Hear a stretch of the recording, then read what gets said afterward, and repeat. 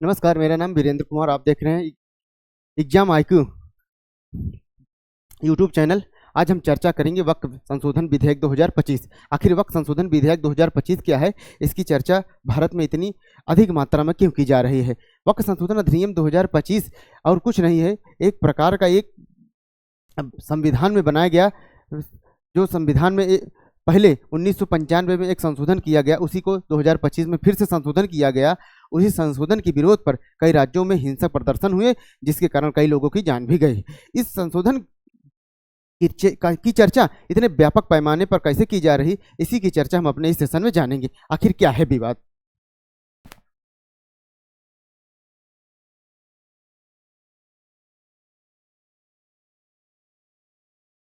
वक्फ संशोधन विधेयक 2025।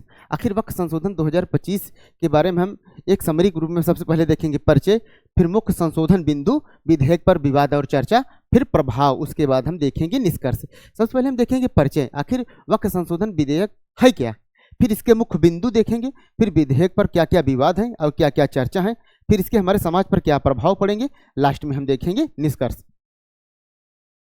वक्फ संशोधन विधेयक 2025। वक्फ संशोधन विधेयक 2025 का उद्देश्य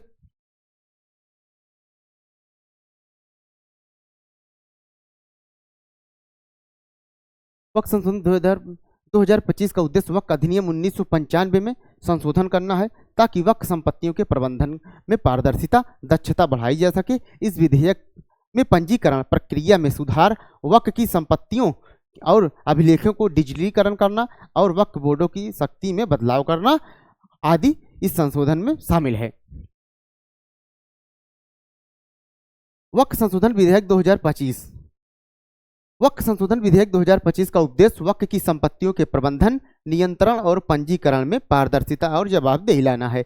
भारत में वक्फ संशोधन विधेयक 2025 जो लाया गया, इसकी सबसे मुख्य कार्य ये रहेंगे कि इस वक्फ संशोधन 2025 का उद्देश्य रहेगा कि जो वक्फ की संपत्ति है उसका प्रबंधन हो और उसका नियंत्रण हो और उसका पंजीकरण का एक डैशबोर्ड बनाया जाए, जिससे भारत में कोई भी विवाद वक्फ की संपत्तियों को लेकर भविष्य में ना हो। आखिर इस विधेयक पर विवाद और चर्चा क्यों होती है, मतलब क्यों इस विधेयक से पश्चिम बंगाल में हिंसक प्रदर्शन हुए, क्या कारण था, इसका कारण क्या था, इसका हम विस्तार से अपने इस सेशन में जानेंगे। वक्फ संशोधन विधेयक 2025 को लेकर सांसद को और समाज में व्यापक चर्चा और विवाद हो रहा है। इस विधेयक में वक्फ की संपत्तियों प्रबंधन प्रशासन में कई बदलाव प्रस्तावित किए गए हैं, जिसमें विभिन्न राजनीतिक दलों और संगठनों में विभेद उभर कर आए हैं। कहने का मतलब है कि जो वक्फ की संपत्ति है उसमें कई राजनीतिक संगठनों में विवाद उत्पन्न हो गया है। इसी विवाद के कारण कई राजनीतिक दलों में संगठनों के बीच मतभेद उभर कर सामने आए हैं। गैर मुस्लिम सदस्यों की नियुक्ति, मतलब जो वक्फ की जो बोर्ड होगा, जो वक्फ की पैनल होगा, उसमें गैर मुस्लिम को रखना इस विधेयक में सबसे ज़्यादा चर्चा का विषय बना हुआ है। मतलब उनमें जो सदस्य होंगे उसमें गैर मुस्लिम सदस्यों को भी रखने का प्रावधान किया गया है। और सरकारी संपत्तियों को वक्फ का दावा, जो सरकारी संपत्ति है वक्फ उन संपत्तियों को अपना नहीं घोषित कर सकता, इसके ऊपर ये भी विवाद का विषय बना हुआ है। वक्फ की संपत्ति का डिजिटलीकरण एवं पंजीकरण, मतलब सरकार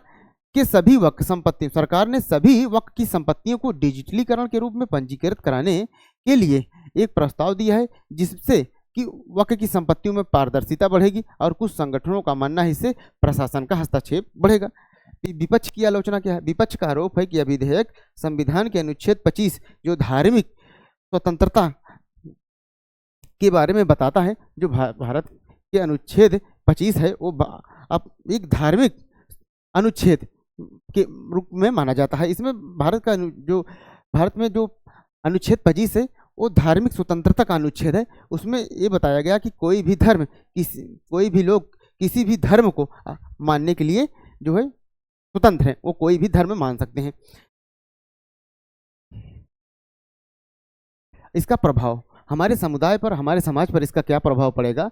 समुदायों में संवाद विधेयक के प्रावधानों, विशेष रूप से गैर मुस्लिम सदस्यों की नियुक्ति और सरकार संपत्तियों पर वक्फ के दावों को रोकने के लिए विभिन्न धार्मिक समुदायों में संवाद और बहस बढ़ी हुई है।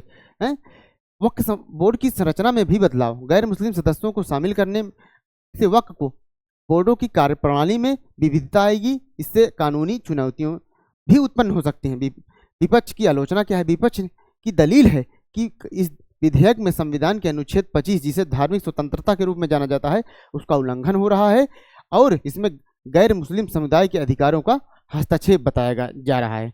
सरकार का पक्ष है कि सरकार क्या कहती है? सरकार कहती है कि यह विधेयक वक्फ संपत्तियों के बेहतर प्रबंधन और पारदर्शिता सुनिश्चित करने के लिए लाया गया है। सरकार कहती है कि जो वक्फ संशोधन विधेयक लाया गया है, इसमें किसी भी मुस्लिम समाज को आहत करने के लिए नहीं लाया गया है, बल्कि वक्फ की संपत्तियों के बेहतर प्रबंधन के लिए लाया गया है। हम देखेंगे निष्कर्ष। वक्फ संशोधन विधेयक 2025 भारत में वक्फ की संपत्तियों और प्रशासन में और पारदर्शिता को सुधार की दिशा में एक बड़ा कदम माना जा रहा है। इस विधेयक के तहत संपत्तियों का डिजिटलीकरण और गैर मुस्लिम सदस्यों की नियुक्ति और सरकारी संपत्तियों के वक्फ के दावे को रोकने जैसे प्रावधान शामिल किए गए हैं। हालांकि इस विधेयक को लेकर विपक्ष और धार्मिक संगठनों में मतभेद है। कुछ लोग इस धार्मिक स्वतंत्रता का हस्तक्षेप मानते हैं, जबकि सरकार का दावा है कि यह पारदर्शिता और प्रशासनिक सुधार के लिए आवश्यक है। आइए हम लास्ट में क्वेश्चन देखते हैं।